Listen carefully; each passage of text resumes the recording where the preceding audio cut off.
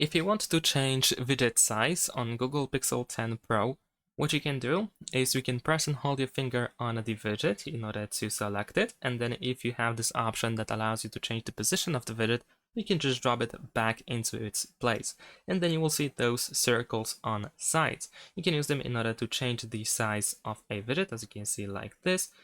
I'm just gonna change the position over here so that I have more space, and let me actually change the size of this widget over here. So now we can grab by these circles in order to extend the size of a widget like this or make it smaller like so.